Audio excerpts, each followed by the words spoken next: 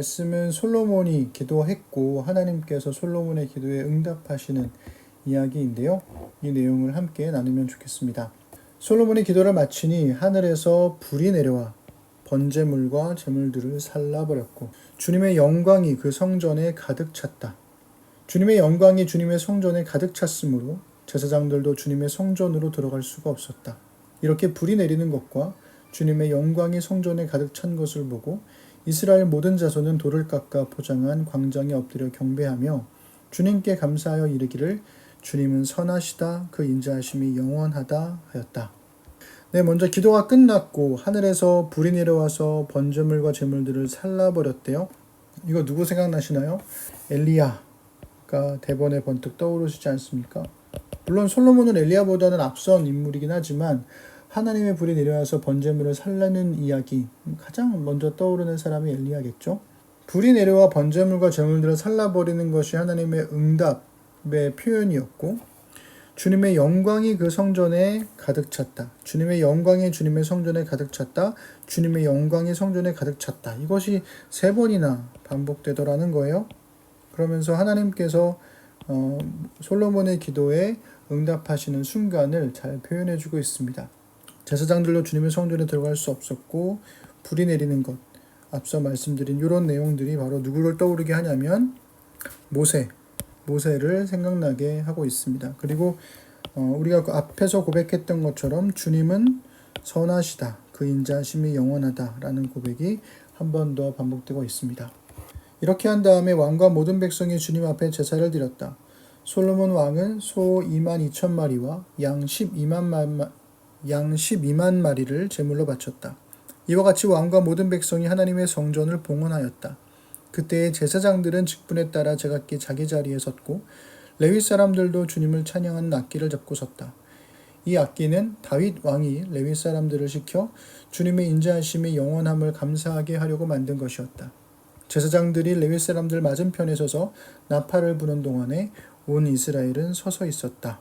네, 요 하나님께 찬양을 드리는 요 내용들 보시면 모든 백성이 나오죠. 모든 백성이 하나님께 성전을 봉헌했고 제사장들이 직분에 따라 등장했고 레위 사람들도 나왔고 그래서 제사장들이 레위 사람들 맞은편에서 함께 하나님을 찬양하고 온 이스라엘은 서 있었다. 이렇게 얘기해주고 있습니다. 그래서 성전이라고 하는 것은 모든 백성 그리고 제사장 그리고 레위인 이들이 함께 더불어서 하나님께 봉헌한 거거든요. 이 모든 백성, 제사장, 레위인들이 있던 시대가 언제예요? 제2성전기가 되는 거죠. 그래서 그러한 제 시대적인 흐름을 반영하고 있음을 우리가 알 수 있습니다. 이어서 7절부터 읽어드릴게요. 솔로몬은 자기가 만든 놋제단에 그 많은 번제물과 곡식제물과 기름기를 다 바칠 수가 없어서 주님의 성전 앞 뜰 한가운데를 거룩하게 구별하고 거기에서 번제물과 화목제의 기름기를 드렸다.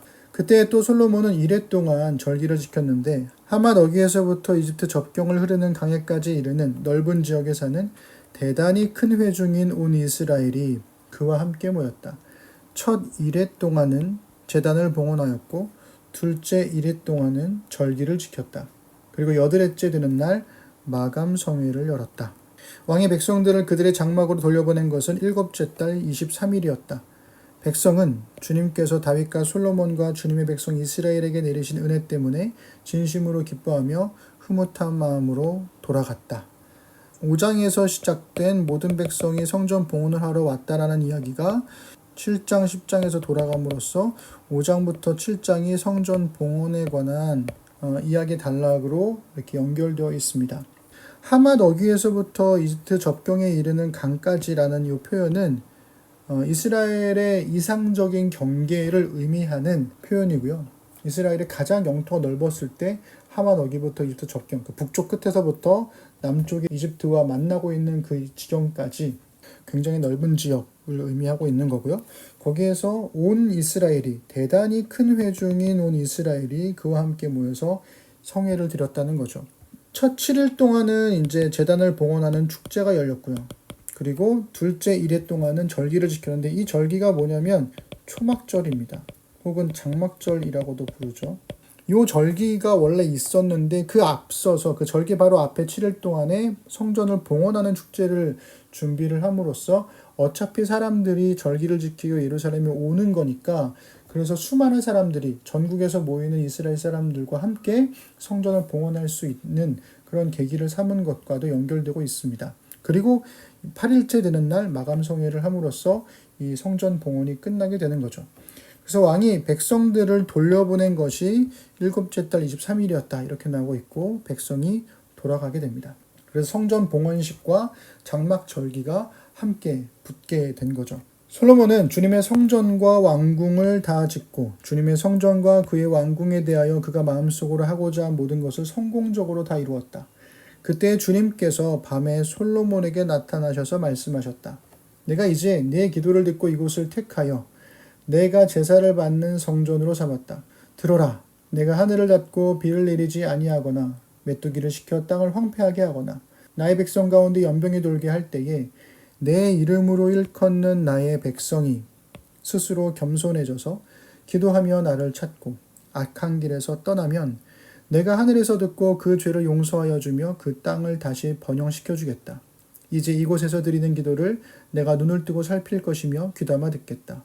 내가 이제 내 이름이 이 성전에 길이길이 머물게 하려고 이 성전을 선택하여 거룩하게 하였으니 내 눈길과 마음이 항상 이곳에 있을 것이다. 역대기의 기록이 재밌는 게 뭐냐면 지금까지 성전 짓는 이야기만 해놓고 11절에 이르러서는 아니야 사실은 왕궁도 지었어 라고 이야기를 하더라는 거예요. 다 짓고 나서 하나님께서 밤에 솔로몬에게 나타나셨다 이렇게 나오잖아요. 솔로몬에게 나타나신 두 번째입니다. 첫 번째는 1장 7절에서 나오고요. 20년이 흘러서 두 번째로 다시 만나 주신 거죠. 그러고선 하나님께서 너의 기도를 내가 들었다. 그래서 내가 이곳을 택했다. 제사를 받는 성전으로 삼겠다. 이렇게 말씀하십니다. 여기서 중요한 게 이 13절부터 나오는 하나님의 응답입니다. 제가 성경에서 가장 좋아하는 이야기 중에 하나가 하나님께서 응답하시는 13절부터 15절의 요 응답이거든요. 하늘을 닫고 비를 내리지 않거나 메뚜기를 시켜 황폐하게 하거나 연병이 돌 때에 내 이름으로 일컫는 나의 백성이 겸손해져서 기도하며 나를 찾고 악한 길에서 떠나면 그러면 하나님께서 하늘에서 들으시고 죄를 용서해 주며 그 땅을 다시 번영시켜 주겠다 이렇게 말씀하십니다. 가뭄 그리고 해충, 전염병 이런 것들은 누가 하시는 거냐면 하나님이 하시는 거예요. 그러니까 이게 주어가 하나님이거든요. 그런데 이런 일이 벌어졌을 때 겸손하게 기도하고 돌이키면 이것은 누가 하는 거예요? 사람이 할 일입니다. 그러면 무슨 일이 벌어지냐면 하나님께서 들으시고 용서해 주신대요. 그리고 땅에 회복을 이루어 주신대요. 이건 누가 하신 일이에요? 하나님이 하실 일입니다. 겸손과 기도와 돌이킴 이것이 사람이 할 일이고 왜 이런 일이 생기는지 그것도 하나님이 하실 일이고 어떻게 회복을 하실 건지도 하나님이 하실 일이라는 거죠. 그래서 하나님께서 이 성전을 선택하여 거룩하게 했으니까 이것을 잊지 말고 내 눈과 내 눈길과 내 마음이 항상 여기 있을 거야 라고 하나님께서 말씀하시더라는 거예요. 예전에 옹기장이가 14절 말씀을 가지고 내 이름으로 라고 하는 찬양을 낸 적이 있습니다. 제가 그 찬양을 정말 좋아했고 그래서 우리 교회에서도 제가 몇 번 불렀던 적이 있거든요.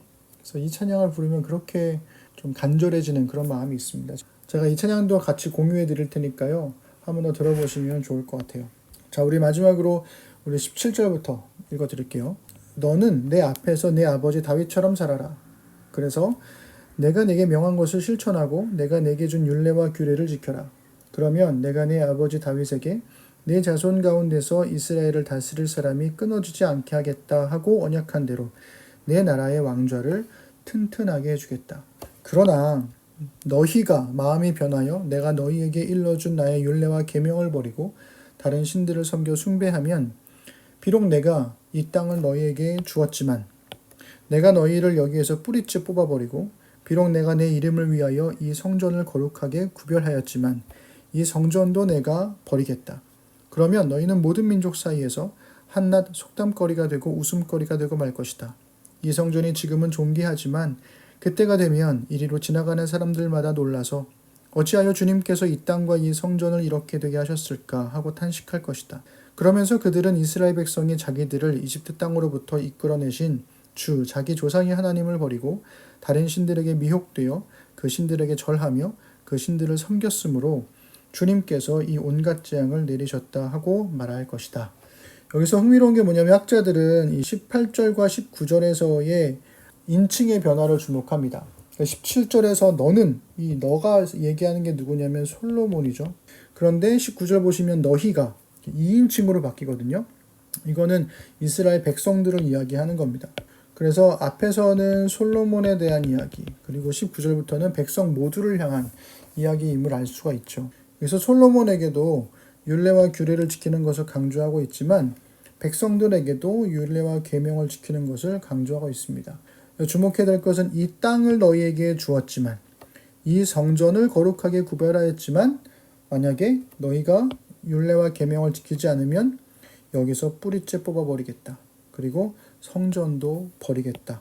이렇게 살벌한 경고를 하시더라는 거예요. 그러면서 나오는 이야기가 너희는 속담거리가 되고 웃음거리가 될 거야. 사람들마다 놀랄 거야. 탄식할 거야. 이렇게 얘기를 하죠.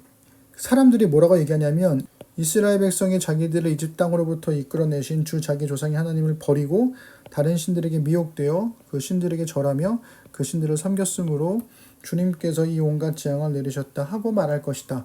이게 사실은 포로기를 지나왔던 이스라엘 백성들의 자기인식입니다. 자아인식이죠. 솔로몬에게 응답하신 하나님의 말씀을 다시 한번 기록하면서 자기들도 마음에 새기는 거죠. 우리가 다시 이런 실수를, 이러한 잘못을 반복해서는 안 되겠다 라고 하는 고백을 역대기를 통해서 하나님께 드리고 있는 겁니다.